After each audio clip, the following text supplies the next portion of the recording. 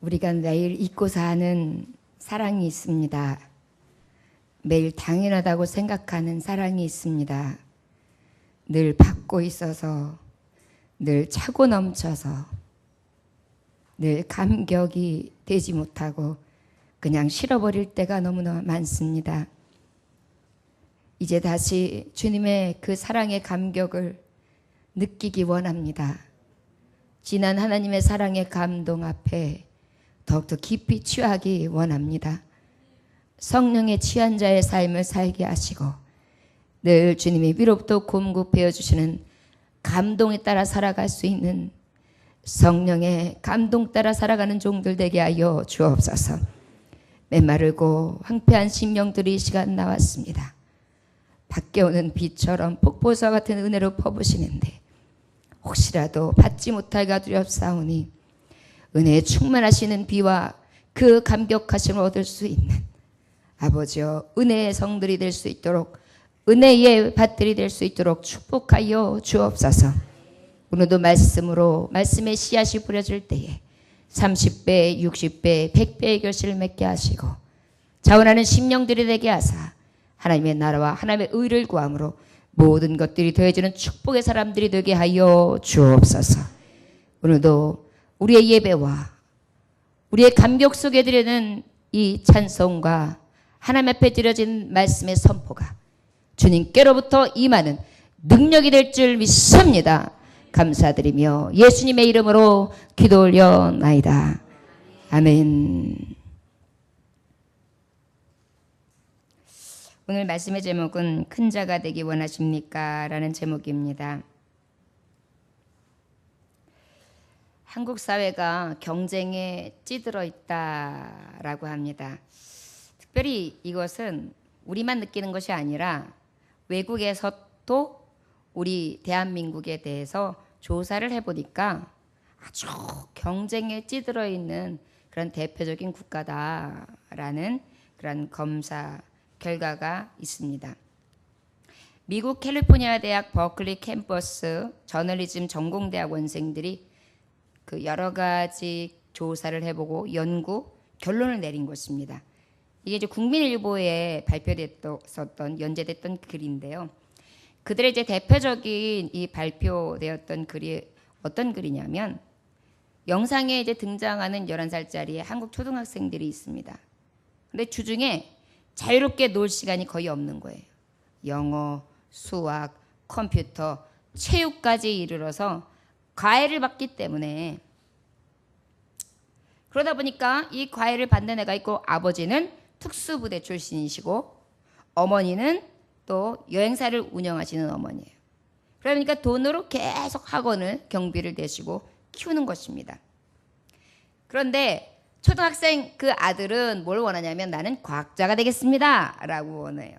그런데 어때요? 오히려 어머니는 야 과학자는 무슨 과학자야. 너는 그저 그냥 돈을 많이 벌고 그 다음에 네가 아주 많은 기회의 제공을 입어서 힘을 키워야 돼. 힘을. 하여튼간 힘 있는 사람이 돼야 돼. 이렇게 아이에게 계속 푸시를 한다는 것입니다.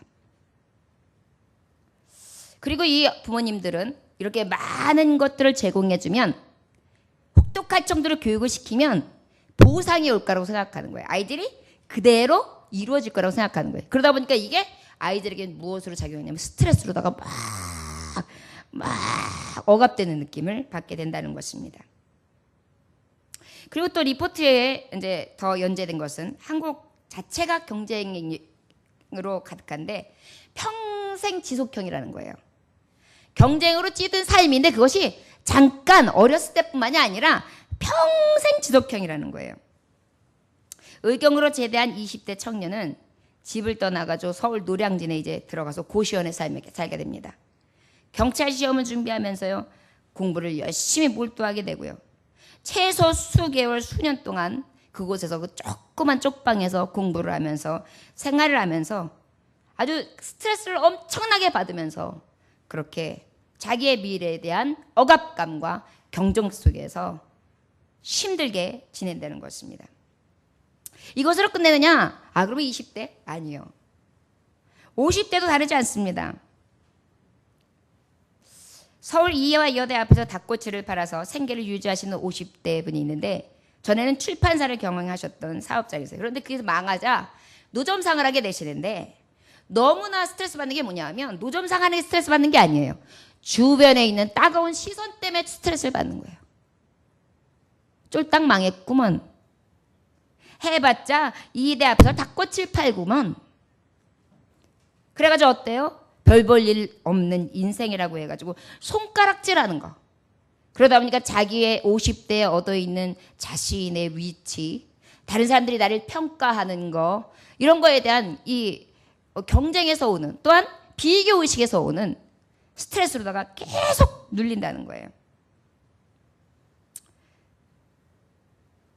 직장을 그러다 보니까 어렵게 얻었고, 그러다 보니까 이 직장 생활이 어렵다고 하더라도 안 잘리려고 근근하는 거예요. 안 잘리려고. 40, 50대, 60대들이. 어떻게 하면 여기서 살아남을까? 그러다 보니까 어디 체면이라는 것도 없어요. 직장에서 그저 유지만 할 수 있으면 되는 것으로. 그렇게 명줄을 갖다가 끌면서 생활하는. 그러다 보니까 어때요? 평생이 경쟁에 눌려 살고 치열한 압박감에서 그렇게 스트레스로 눌려 사는 것이 바로 우리나라뿐만일까요? 아마도 우리가 이 경쟁이 있는 한 이 스트레스는 우리에게 엄청난 짐, 무거운 짐이 될 것입니다. 저 여러분, 우리가 경쟁이라는 것은 바로 무엇입니까? 남하고의 비교예요. 상대적으로 이 사람이 부자하면 내가 가난한 상대적인 빈곤감을 느끼고, 그 다음에 저 사람이 가졌으면 나는 상대적으로 없기 때문에 박탈감을 느끼고, 저 사람이 우월하면 난 상대적으로 열등하고, 그러다 보니까 상대적 우월감, 상대적 열등감, 상대적 정반 빈곤감, 상대적 박탈감, 이런 것들로 인해서 어떻게 해요? 늘 눌리고 그것으로 인하여 너무나 힘들게 하루하루의 삶을 사는 것입니다. 그러다 보니까 기쁨이 있겠어요? 평안이 없죠. 즐거움이 없죠. 여러분, 살아가면서 아내에게 받는 스트레스, 남편에게 받는 스트레스, 자녀에게 받는 스트레스, 교회에서 또 여러 가지 하면서 스트레스를 받는 경우들이 있어요. 근데 오늘 하나님께서 말씀하시는 거예요. 큰 자가 되기 원하십니까? 스트레스 왜 받죠? 좀 더 나아 보이려고. 좀 더 나아지려고. 그런데 그 나아진다는 관점에 대해서 우리가 자꾸 상대적으로 비교하고 우월을 가진가 박탈감을 느끼다 보니까 어때요? 거기서 오는 스트레스 때문에 내가 더 눌리는 거예요. 지금 내가 비만 가릴 수 있는 천장만 있어도 돼. 나는 그런 집만 있어도 감사해. 나는 스스로 그렇게 생각했어요. 그런데 어때요? 남이 나를 그렇게 안 봐요. 아유, 그렇게만 살아서 어떡해. 또 나 스스로도 남이 화장실 2칸이 있고 방이 3칸이 있는 집에 들어가면 나는 쪽방에서 사는 그것이 또 어때요? 비교의식이 생겨가지고 나 스스로가 나를 또 억압하는 거예요. 현대적인 삶을 이렇게 살고 있고요. 그런데 특별히 오늘 제자들에게 이러한 경쟁의식으로 인하여 억압과 억눌림과 상대적 빈곤감과 박탈감과 이것으로 인하여 찌든 삶을 살아가는 것을 오늘 말씀을 통하여 볼 수 있습니다. 이 말씀 바로 뭐냐면 주님께서 우리를 들여다보시는 거예요. 너는 나를 따른다고 하고 나를 믿노라고 하고 네가 평안하뇨? 나에게 참 평안이 있다. 내 물을 먹는 자는 영원히 목마르지 아니하리라. 내가 오라 쉬라. 수고하고 무거운 짐자들은 다 내게로 와라. 다 내려놓고 내게 쉬게 하라. 이렇게 말씀하셨어요. 그런데 여전히 어때요? 믿음의 사람들도 똑같이 경쟁의식 속에 똑같이 이렇게 찌든 생활을 한다는 것입니다. 우리 지금 그것을 들여다보는 거예요. 너 왜 이렇게 찌들어 있니? 너 왜 이렇게 열등에 빠져 있니? 너 왜 이렇게 비교하고 사니? 너 왜 이렇게 너도 어쩔 줄 모르는 무덤을 파고 있는 거야. 그리고 속이 시끄러운 거예요. 여러분, 비교하기 시작하고 자꾸 누군가하고의 내 삶이 열등으로 치닫게 되면 그 다음부터는 평안을 잃습니다. 오늘 누구도 아닌 제자들이 예수님을 따르고 있었어요. 예수님이 하신 기적을 다 봤습니다. 오병이어의 기적을 봤어요. 바로 앞에서. 그 다음에 죽은 자가 일어나는 것을 봤어요. 상여를 메고 가는 과부의 아이가 일어나는 것을 봤어요. 눈먼 자가 눈을 떴어요. 진정한 자유함이 뭔지를 눈으로 보면서 주님과 함께 다녀요.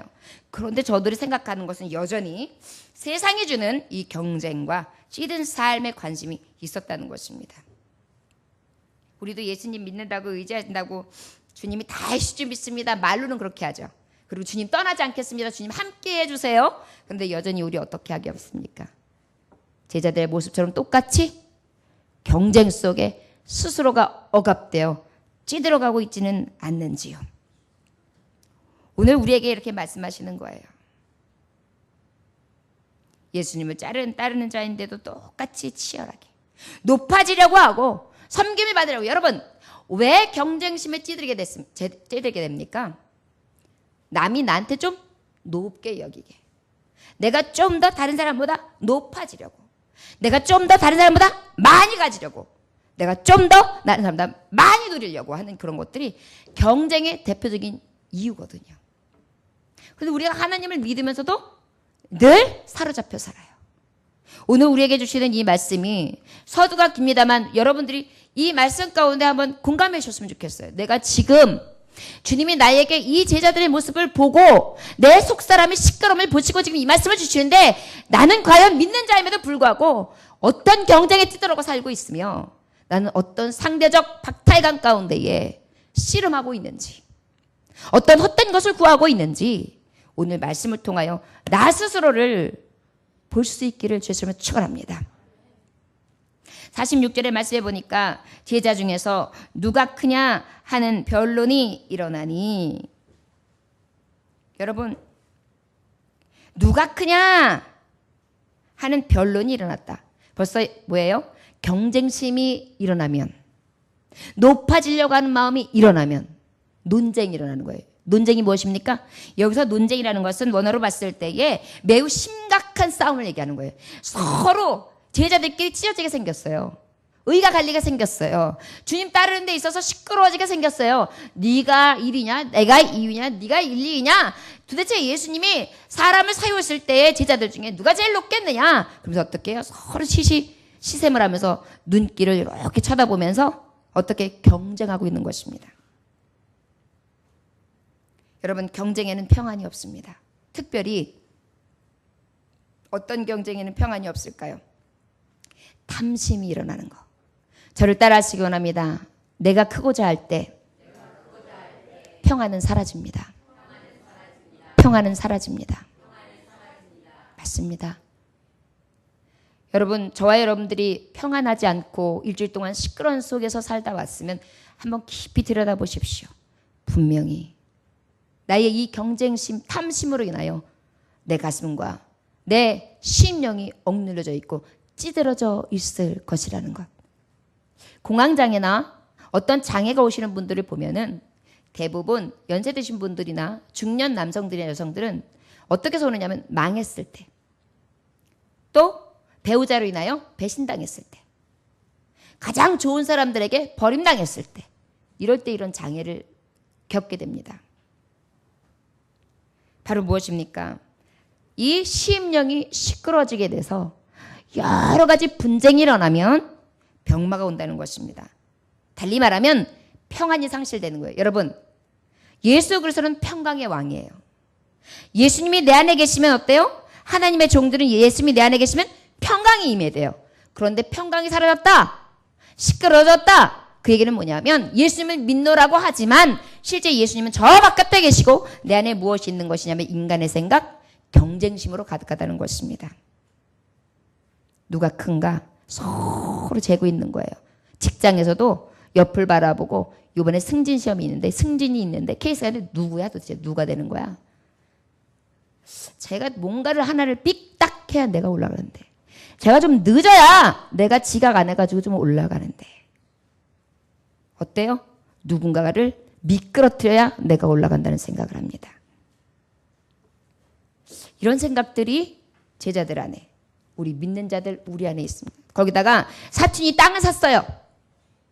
배가 아파요. 아유, 뭘요, 목사님. 축하해줘야죠. 믿음의 사람은 그래야 돼요.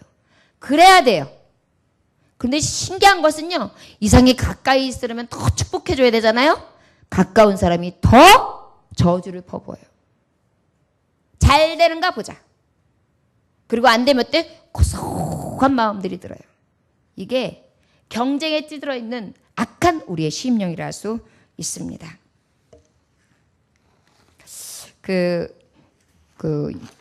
인디언에서 전하는 그 금원이 있고 유대 어린이들이 부른 동요들이 있는데 알베르 까미도 유사한 이야기들을 했습니다. 세상에서는 어떤 말을 하느냐 하면 세상의 권리는 경쟁 없는 세상은 가능할까요? 온통 경쟁과 욕망으로 얼룩진 세상을 살면서 하나님을 믿고 사는 우리가 어떤가 생각해 봅니다. 이렇게 얘기하면서 뭐예요? 아무것 아닌 것에서 시합을 하고 내기를 하면 경쟁을 부추기는 세상입니다. 아무것도 아닌 것에서 시합을 하고 내기를 하며 경쟁을 부추기는 세상입니다. 경쟁 없이는 발전도 없고 성장도 없다고 말합니다. 경쟁 없이는 발전도 없고 성장도 없다고 말합니다. 하지만 그 경쟁과 발전은 동시에 수많은 사람들의 희생을 담보로 하고 약자의 소외를 당연시하게 됩니다.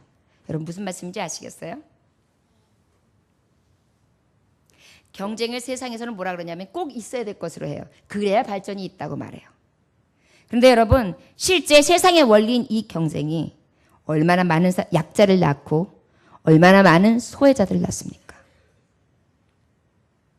완전하지 않다는 것입니다. 이 얘기는 바로 무엇이냐면요.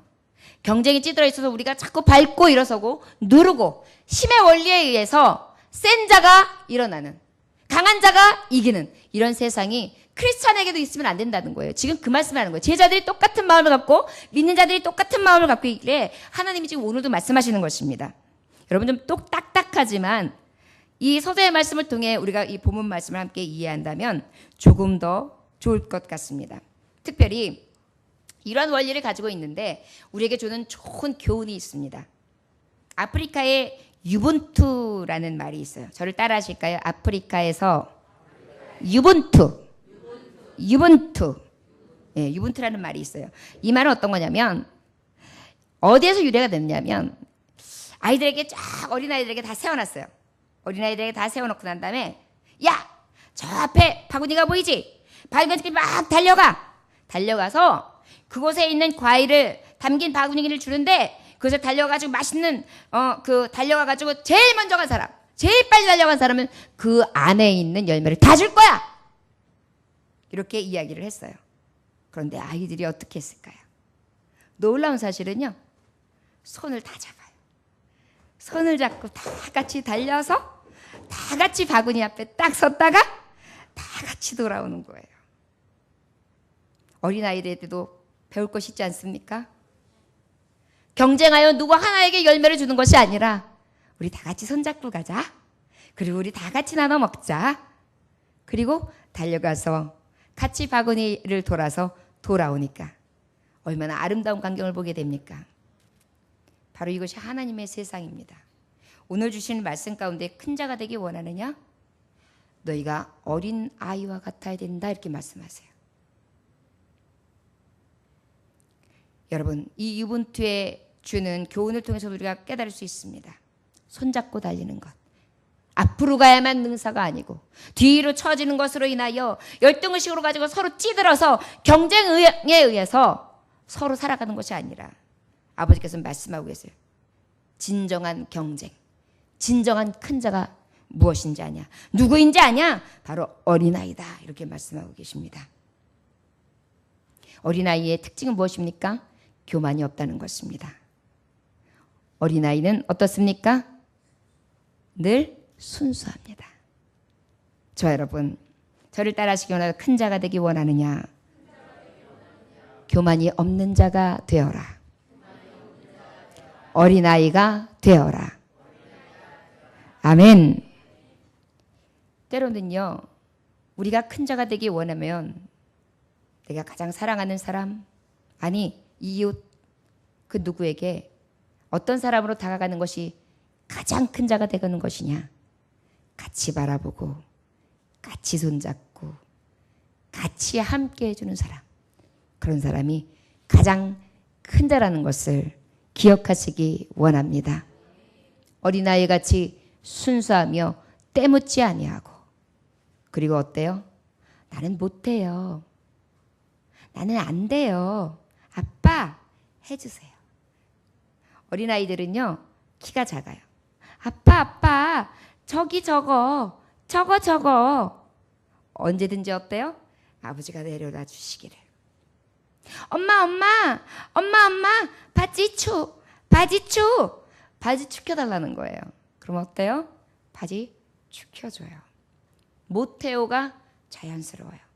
그것을 못났다고 생각하지 않아요. 자존심 상한다고 생각하지 않아요. 엄마 나 저기 못 가. 엄마 갔다 와. 거기에 못 갔다 온다고 해서 내가 열등하다고 생각하지 않아요. 약한 것 자체를 그대로 인정하는 것이 바로 어떤 자냐? 어린아이인 것입니다. 바로 이런 자가 교만이 없는 자예요. 우리에게 왜 교만하다 하느냐면 내가 할 수 있다는 것까지는 좋습니다. 그런데 그 안에 무엇이에요? 열등의식이 찾아오시고 그 자체를 인정하지 아니하고 내가 못하는 것을 못하는 것으로 인정하고 내가 할 수 없는 것을 할 수 없는 것으로 인정하고 내가 낮으면 낮은 대로 내가 못하면 못하는 대로 내가 없으면 없는 대로 인정하면서 그저 그 낮은 것을 그대로 인정해야 되는데 자꾸 과대평가해요. 과대포장해요. 그리고 난 다음에 어때요? 그 과대포장이 들킬까 봐 해가지고 경쟁의식 속에 자꾸 감추고 자꾸 그것으로 치열하게 찌든 생활을 하는 것입니다. 저 여러분들에게 예수님은 말씀하고 계세요. 더 이상 찌든 생활하지 마라. 너 없으면 없는 대로 못하면 못하는 대로 그저 인정해.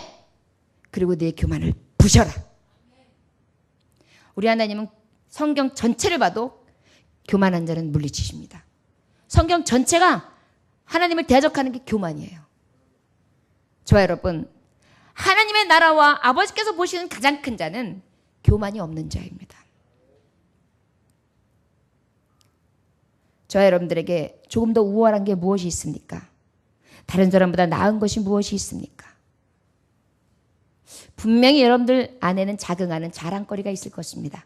내심 나는 이것만큼은 자신 있어. 나 이거 참 잘하는 사람이야. 나 그래도 여지껏 평생 이렇게 살아왔던 사람이야. 라는 그런 마음이 있을 것입니다. 여러분, 이 우월의식이 있는 한 이 우월의식과 또 상대적으로 우월한 자와 경쟁의식이 생기게 됩니다. 항상 생각하십시오. 나는 내 안에 있는 교만을 내려뜨려 하나님 보시기에 큰 자가 되리라. 저와 여러분들에게 이 은혜가 있어지시기를 주 예수의 이름으로 축원합니다. 눈높이를 맞추십시오. 그리하면 어렵지 않습니다. 우리가 아래에서 위를 이렇게 쳐다보면 아파트가 높아요. 그런데 어때요? 같은 높이에서 대등하게 보면 어때요?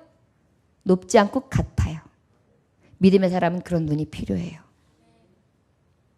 주님의 눈으로 보면 주님은 위에서 아래를 보세요. 그러다 보니까 어때요? 아무리 높은 탑도 주님 보시기엔 같아요. 주님의 마음으로 보시면 여러분, 건강한 자, 가진 자, 없는 자 다 똑같아요. 누가 주셨는데요? 하나님이. 하나님이 불어버리시면 가지고 있는 것 잠깐. 하나님이 또 우리에게 축복하셔서 우리에게 넘치도록 부어주시면 그것은 우리가 더 이상 어떻게 할 수 있는 넘치는 은혜가 우리 넘치는 축복으로 가득하게 된다는 것입니다. 우리 주님 앞에 선 자들이요, 제자들처럼 시끄럽게 마음속으로 분쟁하며 경쟁에 찌들어서 주님을 따른다고 하면서도 헛된 것으로 인하여 싸움이 나는 자가 아니라, 경쟁에 찌든 자가 아니라 마음의 평안과 위로 성령이 주시는 은혜 가운데에 교만을 내쫓고 그것을 내려뜨림으로 말미암아 순수한 심령 어린아이와 같이 아버지의 눈으로 볼 수 있는 믿음의 종들이 되시기를 주 예수의 이름으로 축원합니다. 47절 함께 봉독합니다. 예수께서 그 마음에 변론하는 것을 아시고 어린아이 하나를 데려다가 자기 곁에 세우시고, 주님이 세우시고 난 다음에 말씀하시는데 어린아이 하나라 그랬어요. 여러분, 성경이 말씀하시는 이 어린아이는 어떤 의미일까요? 마태복음 18장 3절에서 4절 말씀은 이르시되 진실로 너희에게 이르노니 너희가 돌이켜 어린아이들과 같이 되지 아니하면 결단코 천국에 들어가지 못하리라. 그러므로 누구든지 이 어린아이 같이 자기를 낮추는 사람이 천국에서 큰 자니라. 할렐루야. 어떤 자가 천국에서 큰 자라고요? 자기를 낮추는 자. 그런데 그 자기를 낮추는 자가 어떤 아이라고요? 어린아이라고요. 우리가 교만이 없다라는 것은 바로 무엇입니까? 자기를 낮추는 자를 얘기하는 거예요. 항상 낮출 수 있게 원합니다.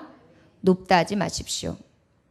모든 흥망성쇠와 우리의 생로병사가 주의 손에 있습니다. 아무리 강한 나라도 하나님께서 엎으시면 다시 일어설 흥할 나라가 없고, 아무리 강한 육체라도 하나님이 넘어뜨리시면 일어설 자가 없습니다. 누가 하나님 앞에서 교만하며 크다 할 자 있겠습니까? 우리 착각 속에서 이 시끄러운 평화 없는 곳에서 이기시고 주님을 따르는 자답게, 제자답게 오직 주님으로만 만족할 수 있는 자기를 낮추는 자 되시기를 주님으로 축원합니다. 마가복음 9장 5절의 말씀에 보니까 예수께서 앉으사 12 제자를 불러서 이르시되 누구든지 첫째가 되고자 하면 무사람이 끝이 되며 무사람을 섬기는 자가 되어야 하리라 하시고, 또 어떻게 해요? 너희가 첫째 으뜸이 되려고 하느냐? 그러려면 어때요? 무사람들, 많은 사람들에서 끝자리에 앉아라. 끝사람이 되라. 섬기는 자가 되어야 한다. 이렇게 말씀하고 계세요. 여러분, 큰 자가 되기 위해서 어린아이는 어때요? 섬겨요. 어린아이가 내가 몇 살인지 알아? 내가 몇 살이나 먹었어? 내가 직급이 뭔지 알아? 이렇게 하는 어린아이들이 있어요. 어린아이들은 순수해요. 그냥 좋으면 좋은 거고 슬프면 슬픈 거고. 그리고 어때요? 어른들 앞에는 그냥 어린아이인 거예요. 그리고 조금 더 예의 범절이 있는 아이들 어때요? 잘 섬기죠. 나를 섬겨봐. 3살짜리 2살짜리가 나를 좀 섬겨봐. 이렇게 하는 게 보셨어요? 내가 우리 집안이 어떻게 빵빵한 집안인지 알아? 나 금숟갈 무는 사람이 왜 이래? 이런 애기들 보셨어요? 없어요. 보셨어요? 없어요. 저 여러분, 교만이 없는 자, 바로 섬기는 자라 할 수 있습니다. 어린아이와 같이 섬기고 어린아이 같이 작은 자가 되어 가장 낮추는 자의 삶, 교만이 없는 자의 삶이 되시기를 주의 이름으로 축원합니다. 우리 함께 48절 마지막 절 함께 봉독합니다. 시작. 그들에게 이르시되 누구든지 내 이름으로 이런 어린아이를 영접하면 곧 나를 영접함이요 또 누구든지 나를 영접하면 곧 나를 보내신 이를 영접함이라. 너희 모든 사람 중에 가장 작은 그가 큰 자니라. 아멘. 아까도 말씀했어요. 그들에게 이르시되 누구든지 내 이름을 이런 어린 아이를 영접하면 곧 나를 영접함이요. 여러분, 저를 따라하시기 원합니다. 큰 자가 되기 원하십니까? 섬기는 자 됩시다. 섬기는 자 됩시다. 여기서 보니까 영접하는 자래요. 영접하는 자. 어린아이를 영접하면 곧 나를 영접함이요. 그런데 여기서 영접하는 자가 어떤 영접하는 자냐면 아주 낮은 자. 사람들이 알아주고 막 아부를 하고 아첨을 하고 무언가 저 사람을 두드려보면 옆구리에서 찔리면 나올 것 같다. 이런 원리에서 접근하는 섬김이 아니에요. 여기 말씀해 보니까 어린 아이를 영접하면 그랬어요. 어린 아이가 뭘 가졌나요? 오히려 줘야지요. 깎아도 사줘야 되고 잘 타일러야 되고 잘 데리고 있어야지. 여러분, 요즘에 친정 어머님들이 자녀를 키워주는데 그거 겁난대잖아요. 애 보다가 혹시 잘못되면은 그 또 화살이 다 내게 올까 봐서. 그래가지고 그냥 불까 날까 하면서 봐주는데도 감기라도 걸리면 또 엄마 애를 어떻게 했길래 그러느냐 그러면서 속상해가지고 또 원망이 돌아온다는 것입니다. 오히려 어때요? 어린아이를 섬긴다는 것은 부담이에요. 큰 자가 된다는 것은요, 높고 권세 있는 자를 섬기는 것이 아니라 낮고 천한 자를 섬기는 것이라고 주님은 말씀하시고 계십니다. 우리 예수님은 섬김을 받으러 온 것이 아니라 무엇하러 오셨다고요? 섬기러 오셨노라. 예수님을 따라가는 우리가, 제자가 지금 제자들에게 주시는 교훈인데, 우리도 예수님의 도, 십자가의 도를 따라가는 하나님의 제자들입니다. 하나님의 성도들, 거룩한 길을 가는 자들입니다. 주님이 우리에게 말씀하시고 계세요. 너희들 안에 있는 시끄러움, 이 경쟁이 있어서 다 찌들어 있는 삶 가운데 내가 너에게 말하는데, 너 교만 없애고 둘째, 섬겨. 여러분, 섬기는 일을 하는 분들 치고 원망불평하는 사람들이 거의 없어요. 잘 섬기는 사람들은요, 입술에 기쁨이 막 넘쳐요. 그런데 섬김을 받으려고 하는 사람들은요, 이 입술 모양이 이렇게 돼 있어요. 보세요. 친절봉사. 그래가지고 친절봉사하는 직원들 보세요. 안녕하십니까, 고객님. 뭘 도와드릴까요, 고객님?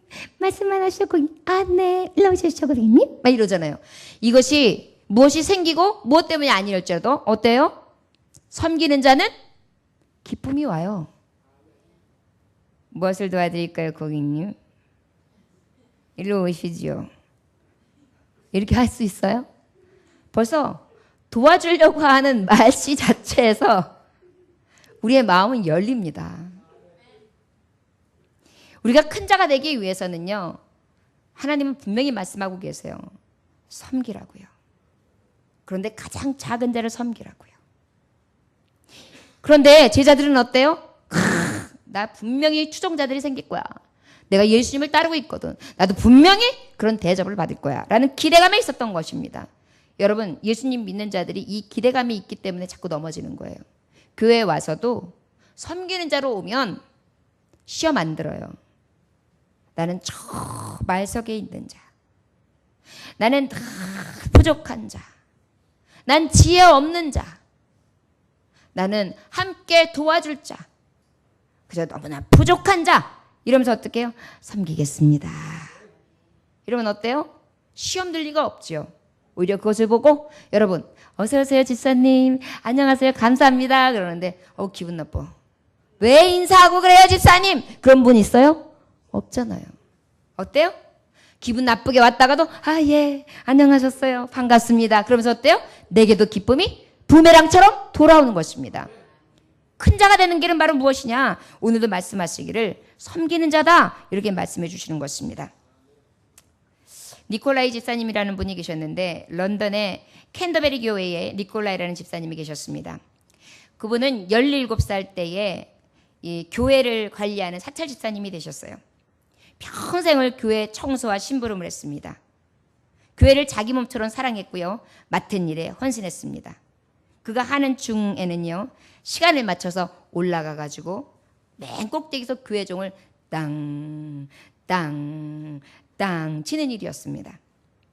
교회 종을 얼마나 정확하게 치는지요, 런던 시민들은 딱 듣고 있다가 자기 시계를 갖다가 맞출 때 그 교회 종 소리를 보고 딱 맞추는 거예요.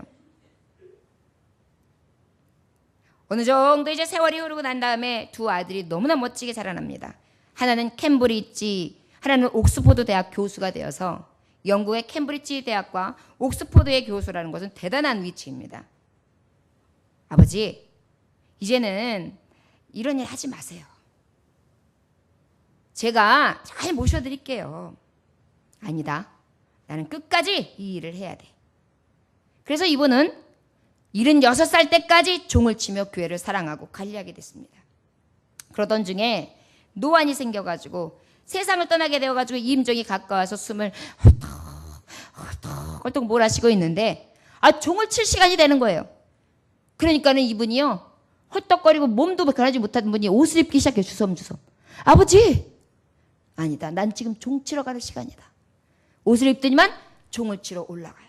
그러다가 그 종 치는 곳에서 바로 종을 치고 턱 쓰러져서 종탑 아래에서 세상을 떠나시고 말았습니다. 어떻게 보면 너무나 헛되고 너무나 작은 일에 충성했기 때문에 누구에게도 관심을 가지지 않을 수 있었습니다. 그런데 이 소문이 엘리자베스 여왕의 귀에 들리게 돼요. 이 여왕이 감동을 받습니다. 그래가지고 이 여왕님이 영국의 황실의 묘지를 내어줬어요. 그래가지고 영국 황실 묘지에 이가 함께하게 되고요. 귀족 대우를 받는 거예요. 이 영실 황실의 묘실에는 아무나 들어갈 수가 없어요. 그런데 귀족 대우를 받을 수 있는 그 자리에 안치가 되고요. 그 다음에 그날 하루 동안 온 런던 시민들이 상가가 싹 쉬었어요. 니콜라이 집사님의 애도하는 날로 정했기 때문에. 그래서 이 날이 어떻게 되느냐면 런던에 바로 공휴일이 됩니다. 17살 때부터 부지런히 성실하게 76살 때까지 거의 60여 년의 생활을 성전 하나를 지키며 열심으로 최선을 다했던 이 니콜라이. 많은 성직자들이 죽었으나 황실 묘실에 들어간 자는 없습니다. 하찮은 종을 치는, 하나님 보시기에 이 예배당 종치는 충성스러운 종은 황실 묘실에 들어가게 되고요. 그의 죽은 날이 공휴일이 되고요. 하나님은 이렇게 높여주신 것입니다. 아무리 사소한 일을 한다고 할지라도 여러분 어떻게 해요? 열심으로 섬기고 최선을 다하여 끝까지 섬기는 자는 하나님께서 높여주신다는 것을 기억해야 합니다. 바로 이것입니다. 너희가 크고자 하느냐? 큰 것이 무엇입니까? 큰 것이 무엇입니까? 우리가 생각하는 1등 성공입니까? 아니요. 우리는 성경으로 보면 승리입니다. 마지막까지 풋대를 향하여 달려갈 길을 다하여 하나님 나라에 갔을 때 면류가 됩니다. 바로 이 섬김을 얘기하는 것입니다. 저 여러분, 어린아이의 삶, 경쟁심에 찌들려서 이 세상과 타협하고 가는 삶, 이것을 버리고 살아가야 되는 것이 마땅하다는 것을 말씀하시고, 특별히 진정으로 성실하게 섬기는 자에 대해서 아버지께서는 오늘도 교훈해 주시고 계십니다. 마지막으로 너희가 큰 자가 되기 원하느냐? 저를 따라하시기 원합니다. 큰 자가 되기 원하느냐? 낮추는 자가 되라. 겸손한 자가 되라. 남을 돕는 자가 되라. 아멘. 섬겼어요. 여러분, 섬기는 것과 낮추는 것과 겸손함과 교만을 없애는 것과 다 같은 말씀입니다. 그런데 조금씩 차이가 있어요. 섬기는 것은 내 있는 자리에서 왕도 신하를 섬길 수 있고, 또 섬기는 것은 어떤 높은 자도 낮은 자를 섬길 수가 있어요. 낮은 자가 높은 자를 섬길 수가 있어요. 그런데 여기서 낮춘다는 것은 나의 지위 고하를 버린다는 거예요. 그 개념을 없앤다는 거예요. 너희 모든 사람 중에 가장 작은 그가 큰 자다. 내가 섬겨야 될 가장 작은 자가 큰 자이기도 하지만 바꿔 말하면 뭐냐면 그 작은 자를 큰 자로 여길 만한 작은 자 되는 것. 그것이 바로 큰 자라는 것입니다. 우리 예수님은 지극히 작은 자를 섬기셨어요. 지극히 작은 자에게 한 것이 나에게 한 것이라고까지 말씀하셨어요. 길거리에 돌아가지는 가장 지극히 작은 자가 나일 수 있다는 것입니다. 예수님일 수 있다는 것입니다.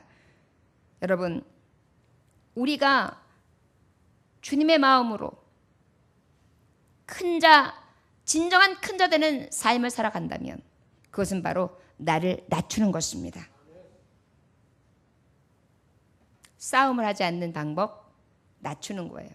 부부싸움이 일어납니다.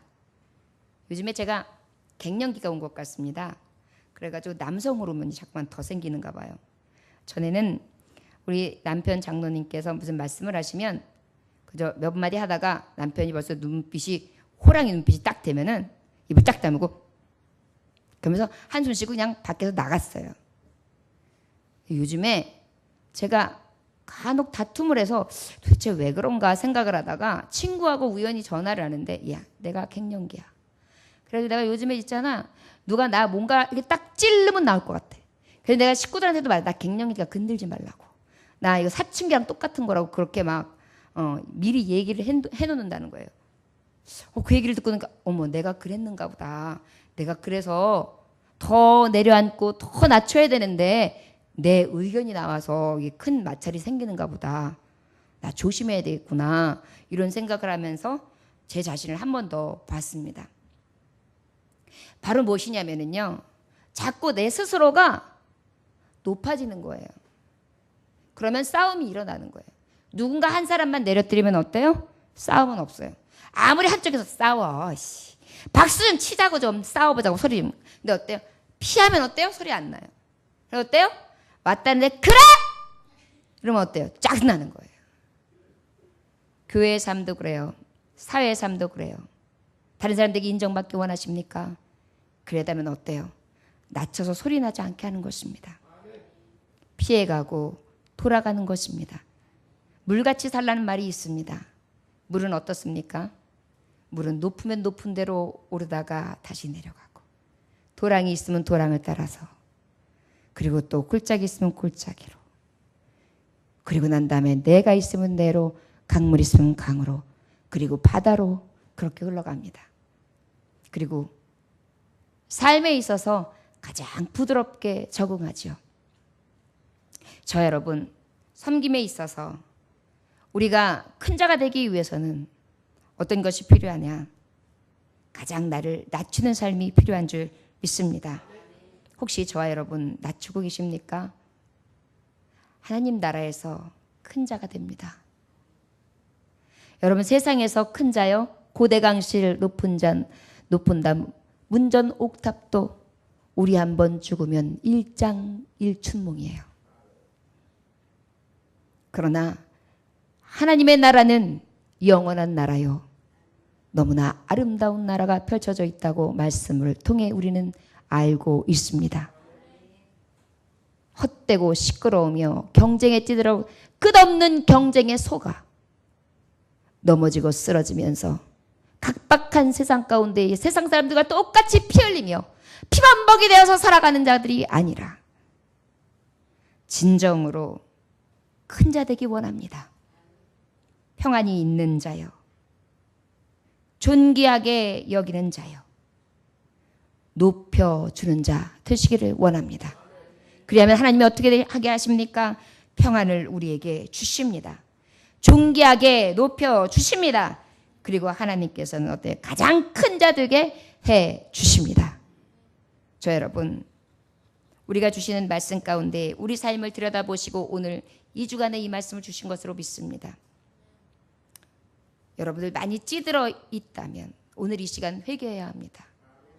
내가 예수님 따른다고 하는 제자로서 참길 간다고 하면서 내가 여지껏 무엇 때문에 이렇게 헛된 것으로 인해 찌들고 살았는지 나의 헛됨을 하나님 용서하여 주옵시고, 나의 평안 없는 이유는 내가 하나님의 나라 아버지의 말씀대로 아버지의 큰 자의 방법으로 사는 것이 아니라 세상에 거짓 큰 자의 길을 갔기 때문인 것을 깨달음으로 다시금 주의 길로 갈 수 있기를 원합니다.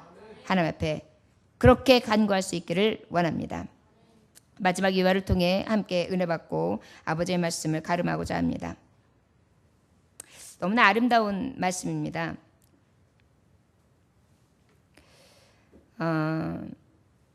프로사이클 선수 중에 암스트롱이라는 사람이 있어요. 그런데 그 암스트롱이 암을 극복하신 분입니다. 그리고 난 다음에 험한 알프스와 프랑스 전역을 도는 투르 드 프랑스 사이클 경기가 있는데요. 그 투르 드 프랑스 사이클 경기에서 그분은 6번이나 우승을 거머쥡니다. 암을 정복했고요.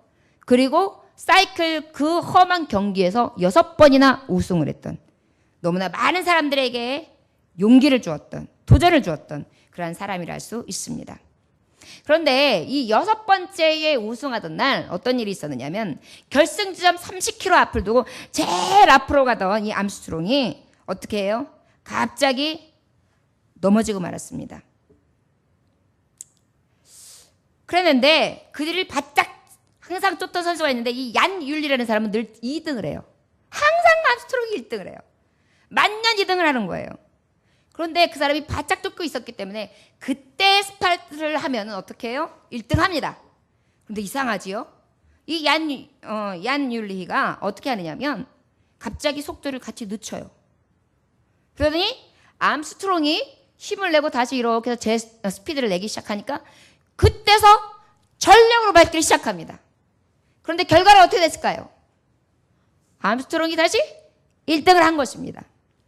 그래서 기자들이 도대체 이게 어떻게 된 일인가? 이때 딱 달리면 누가 봐도 얼마든지 달릴 수 있었는데 되는데 왜 이렇게 했는가?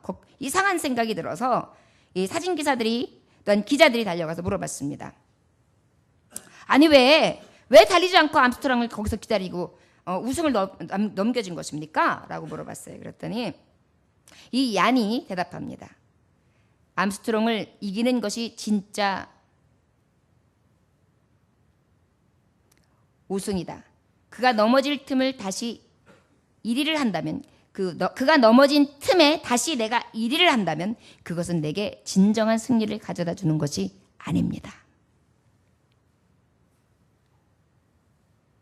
암스트롱을 진짜 이기는 건 승리입니다. 그런데 그가 넘어진 틈을 타서 내가 그때 만약에 달려가서 이긴다면 그것은 진짜 승부 1등이 아닙니다. 그래서 나는 그가 힘을 내고 다시 달릴 때 같이 다시 겨뤄본 것입니다. 그 얘기를 듣는데요. 너무나 감동스러운 거예요. 모든 사람들이. 그래서 많은 사람들이 이런 소식을 전하게 됩니다. 암스트롱이 1등을 하였지만 진정한 승리자는 얀 율이다. 여러분, 오늘의 시대를 경쟁의 시대라고 말씀하지요. 무슨 수를 쓰더라도 이기면 된다. 무슨 방법을 동원해서라도 최고의 위치에 올라가면 된다. 이런 마음들을 가지고 임합니다. 우리가 이 얀 율리히를 통해 깨닫기는 1등보다 더 귀한 것이 승리자인 것입니다. 기억하십시오. 우리는 최선을 경주를 하는 자입니다. 하나님 보시기에, 사람 보시기에, 내 양심으로 봤을 때에 진정으로 하나님 보시기에 낮은 자, 그리고 하나님 보시기에 가한 자, 하나님 보시기에 정한 자, 그러한 자는 실제 1등이 아니라 2등이었으나 더 낮아졌지만 그럼에도 불구하고 하나님은 가장 높임을 받게 하시고 많은 사람들이 인정할 만한 그러한 가장 큰 자가 될 줄 믿습니다.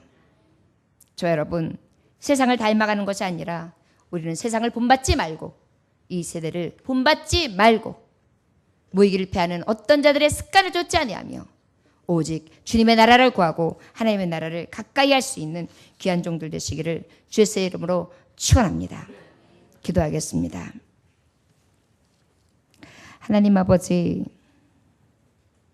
늘 우리는 큰 자가 되기 원합니다. 경쟁에서 어떻게 하면 이길까? 어떻게 하면 내가 잘 살까?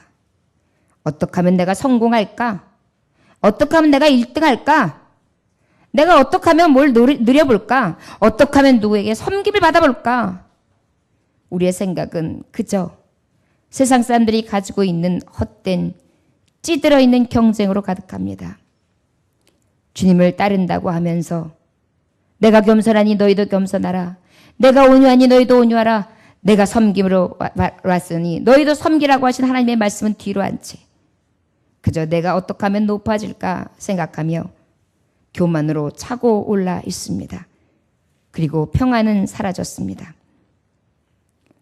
아버지, 섬기기보다는 섬기기를 받기 위하여 가장 낮은 자를 멸시합니다. 낮추기를 싫어하고 높은 자 되어 낮은 자를 밟으려 듭니다. 나는 어떤 자에게 해당하는가? 아버지 말씀을 통하여 똑똑히 들려주시니 감사합니다.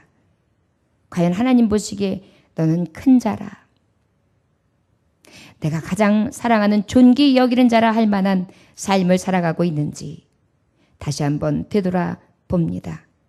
주여, 오늘도 주님 말씀 가운데에 오직 교만을 업고 섬기며 낮추는 자의 삶을 살아가 진정한 하늘나라에서 가장 큰 자 될 수 있도록 축복하여 주옵소서. 예수님의 귀하신 이름 받들어 기도 올려나이다. 아멘. 찬송가 200